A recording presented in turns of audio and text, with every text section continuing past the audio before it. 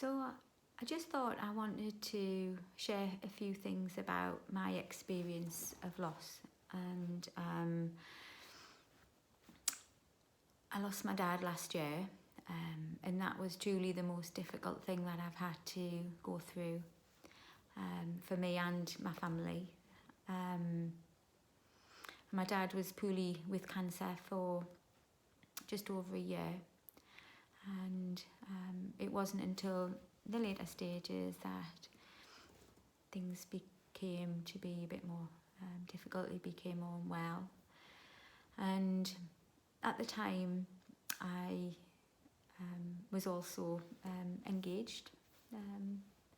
My husband proposed to me, and we at that time decided that we wanted to bring the wedding forward so that we were able to share it with my dad. And so that was the plan. But unfortunately, because he became too ill, we decided we would try and bring it forward even more. And that ultimately sadly didn't work because he was just too poorly to be able to go. But he did get to see us in my dress. But I wanted really to just tell you a little bit about how I dealt with that situation. Firstly, as a family, we became much closer, and that was something that is obviously a little bit more difficult now with all of what's happening with COVID. Families can't be together at what is actually quite a precious time.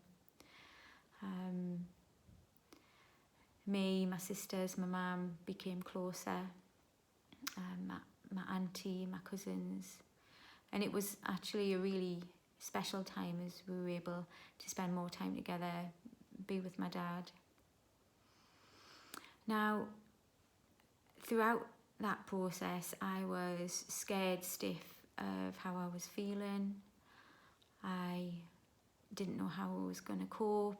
Was I going to fall apart? And there was times when I did.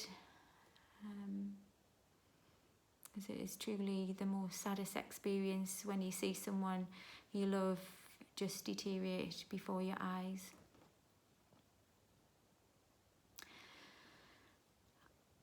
But what I did do, and I am absolutely so grateful for this, is a few things, but one of them was I set up a gratitude journal. I had already been doing this for a while, but throughout my dad's illness, as he got particularly unwell, every single day I wrote in that gratitude journal 3 things that I was grateful for. And despite all of the sadness, all of the difficulties, all of the heartache, there was always something that I was grateful for.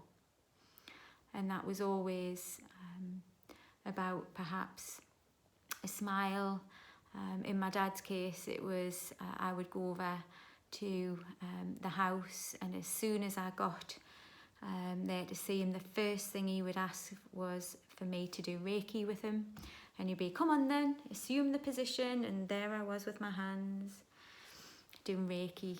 And that was something special that I was able to give to him.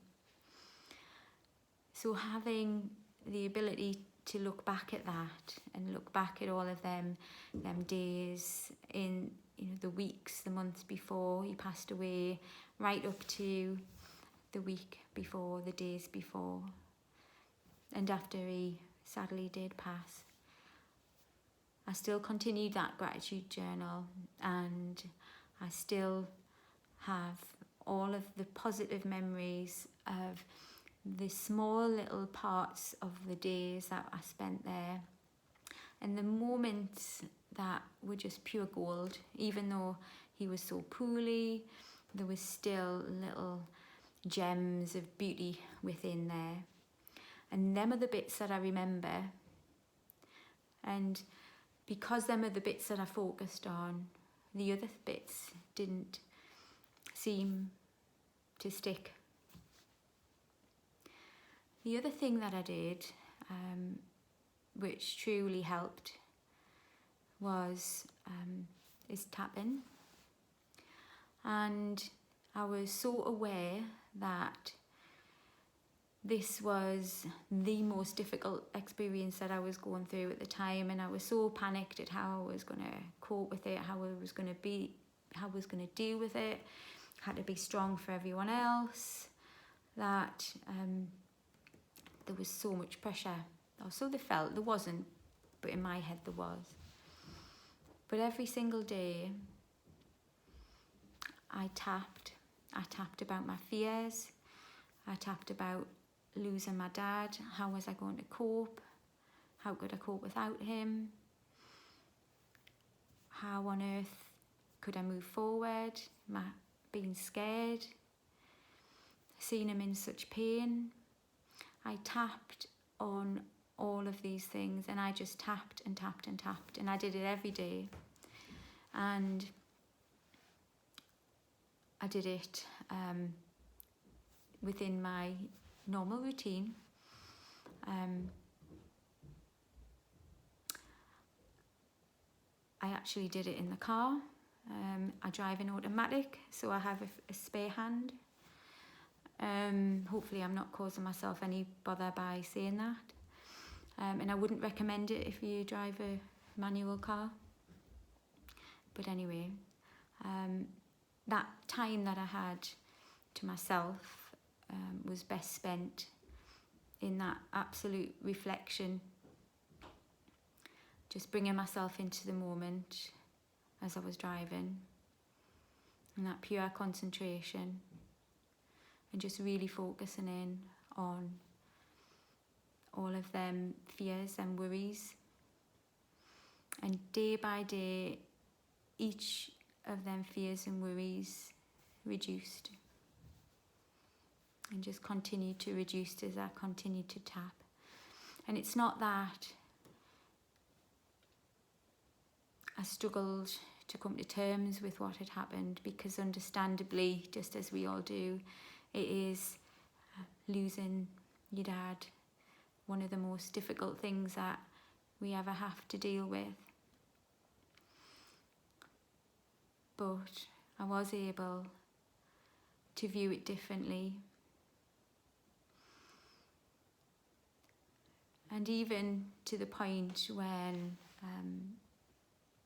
and the absolute moment that he did pass away, as he waited until I arrived so I could do Reiki. And I could give him that gift right at the moment that helped him pass over to where he needed to be. But what I wanted to say really is the power of both gratitude, because focusing in on what was the wonderful parts of the experience of him becoming unwell and sadly passing away. There was wonderful parts. None of it is what we want, but everything about it is natural and is the way of the world, the way of the universe. And so just understanding that and being able to reflect on the beautiful things that happened, the little twinkle in the eye, the smile, just helps you to focus on what is good and not what is bad, because there's a lot of bad there to focus on if we wish, and that doesn't help. Focusing on the bad really doesn't help, but remembering the good is what moves us forward. And as I say, tapping was, without doubt, one of the most powerful tools that I was able to use, because I just think it kept a lid on my emotions, because every day I worked on how I was feeling. And the more I did that, the more I kind of came to terms in my own head with what was going on. And that in itself made the world of difference to me. So that was it really. I just wanted to share that. I felt compelled that I needed to do that today for some reason. Don't know why. But if that brings up anything for you, then let us know. Okay? Lovely speaking to you. Bye-bye.